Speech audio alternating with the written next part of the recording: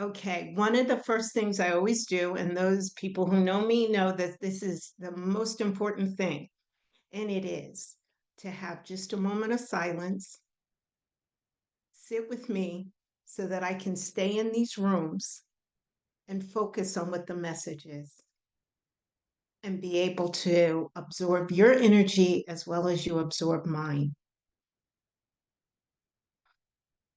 You can think about anything you want, but we're going to stay in this room no matter what. My name is Theda. I weigh and measure 3 meals a day off the gray sheet. I write them down. I commit them to my sponsor. I don't eat in between no matter what. Abstinence is the most important thing I do in my life today. And I do it with a blessing of a power greater than myself, who I choose to call God. It is an honor to be asked to speak. It is a privilege to be able to weigh and measure my food. And it is a blessing and a gift to be abstinent. Let me be clear, because I must be, that it is a gift, and a gift. And it is a gift from a power greater than myself. God does for me what I cannot do for myself. I am a believer and I'm never going to apologize for that because I know where I came from. No human was able to help me. Okay. So your belief should be your belief. Your journey should be your journey, whatever that is. For me, I stick with the tools. I stick with food. I'm really not good on anybody else's stuff outside of food. And I stick to the literature. So it's so beautiful that this meeting title is from the literature. So it gave me a foundation. And I've been speaking a lot lately. So I was laughing with someone saying, "Oh my God, you have to hear me every day." You know, so I'm looking around the room. There's people that know me for years, years and years. And there's other people that are new and coming back and whatever. So I will try and wrap it up and bring it into food. 'Cause that's what I do. But I do want to read this part because it really is the name of the meeting. It is plain that a life which includes deep resentments leads only to fertility and unhappiness. To the precise extent that we permit these, do we squander the hours that might have been, that might have been worthwhile. But with the, I'm going to change the word from, because I'm an old schooler, from from addiction, I'll say addiction, whose hope is the maintenance and growth of a spiritual experience. This business of resentment is infinitely grave. We found that it is fatal, for when harboring such feelings, we shut ourselves off from the sunlight of the spirit, which is the name of this group. The insanity of my food addiction may return. And with me, I'm going to bring it to myself. To eat is to die. That's clear. And I'm going to take this part of it and really bring it into the words and change the words to eating and where it took me for my eating. So stay with me a little bit if you can. There'll be one or two things you might not follow, but trust me, I'll bring it home. Number one, the resentments lead only to futility and unhappiness. My eating was the biggest resentment that a person could possibly have because I couldn't stop, but I kept trying different things. And it was, here's the resentment. Everybody can get it, but I can't. That's an anger and a resentment. It really is, if you think about it. OA works for them. How worked for that one? This one worked for that one. It is a resentment. And it kept me in an unhappy space. And it didn't matter whether I was up or down or puking. It is a disease. And it was choking the life out of me. Okay? It was unhappy, but I was smiling and pretending everything was okay based on the fact that I was successful in other areas. To the precise extent that we permit these, right? Do we squander hours that might have been worthwhile? The time I spent eating, I lost myself. I'm always in awe of people that were able to have a boyfriend, get married, and have children and do all these things and eat and puke. I was like, my God, I wish I had their skill sets. Why? You know, it is like, so I love when we come in this room and we have no judgment. Every story is different, but the message is the same. And our journeys are different, but the message is the same. You know, I squandered years, I squandered minutes. It was always about getting that fix because the food for me is a drug. It wasn't about, let me lose a few pounds. And I don't work my program today like a diet. That's never where my head goes. I know one thing, I'm one thought away because the food is the last to go, because that's what our literature says. You want to stay sober, clean, abstinent, or whatever you call it, keep a relationship with a power greater than yourself. And you know how that happens? Doing the tools in these rooms, showing up to meetings, sharing, speaking. It isn't even all the world service stuff that people want to be about. Oh, I can do this.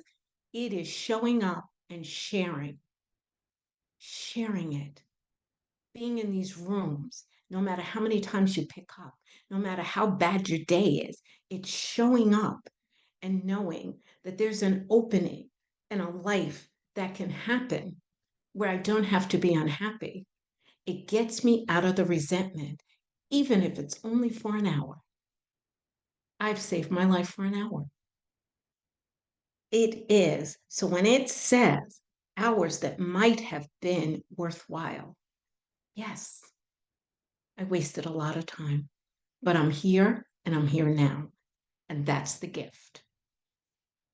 It says, but with the addicts whose hope is the maintenance and growth of a spiritual experience. I thought that meant I was going to come in, wake up, and all these things were going to be wonderful.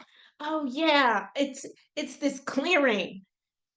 Big Book never said that. People said that. It literally says it is just an opening on a daily basis that you may have clarity to something, right? It's such a gentleness. I was like, this isn't a spiritual awakening. I wake up and I'm like all of a sudden saved. No, it isn't.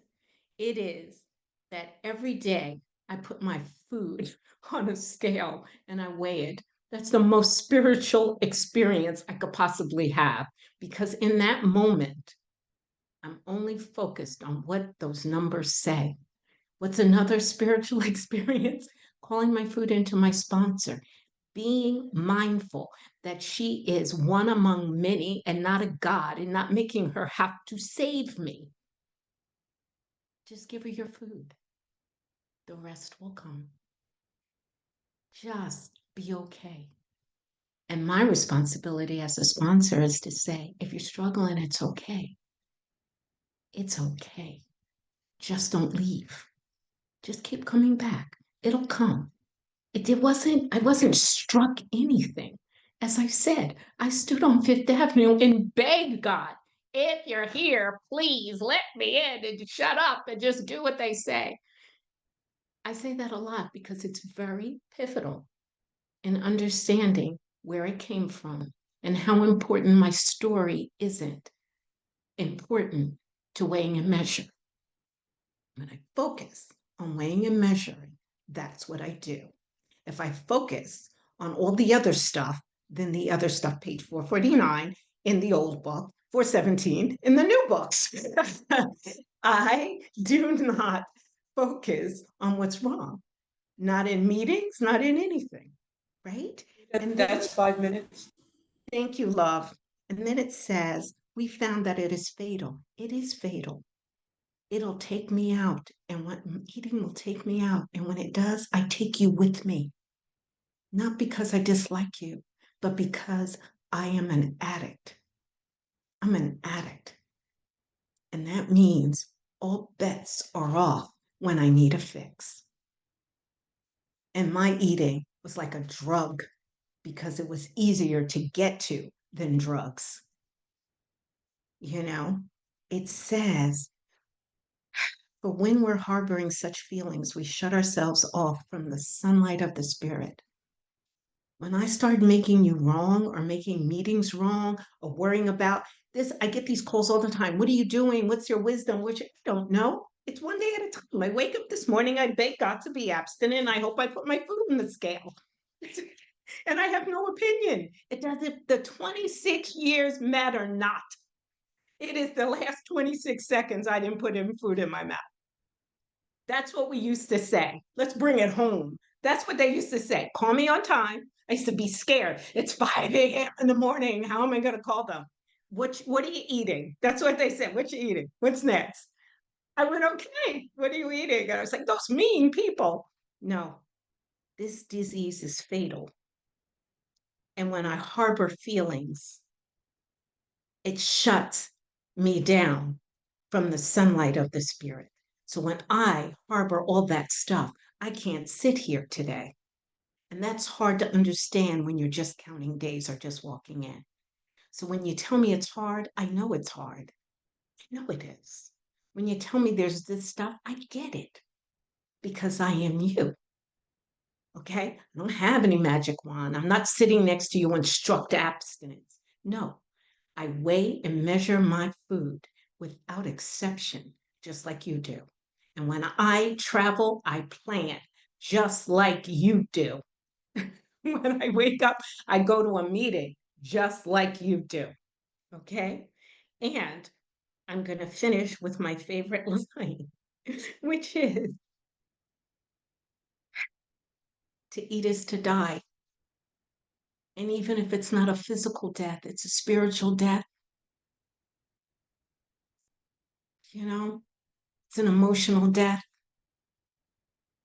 It is the way I beat myself up. It is an act of self hatred for me. So when I hear sunlight of the spirit, it is you are getting right now the sunlight of the spirit. It is in a way I can't save you, not my job. I can't change you, not my job. But I can tell you what is the message that I have been getting all these years to stay in that sunlight and to not die a day at a time. Doesn't mean I don't have problems, doesn't mean I don't have things that I have to make better or change, or I hurt people's feelings because I get so scared something comes out sometimes. Doesn't mean that. It means that I do the literature, I do the meetings, I do the service, I weigh and measure my food, I sponsor, I am sponsored. I am all the tools that give me sunlight of the spirit. I go to the literature, not to what I think you should say. When people ask me, oh, what should I eat if I don't know what you should eat. What's on that gray sheet? 1 minute left, Theda. Okay. And on that note, thank you, thank you, thank you for allowing me to share my story today. It was different than yesterday for those who listen. But then again, that's ego and not spirit. And I just want to say, I am so happy to be here, so happy to hear each and every one of you. And again, if I didn't say what you needed to hear, just keep coming back. Somebody will.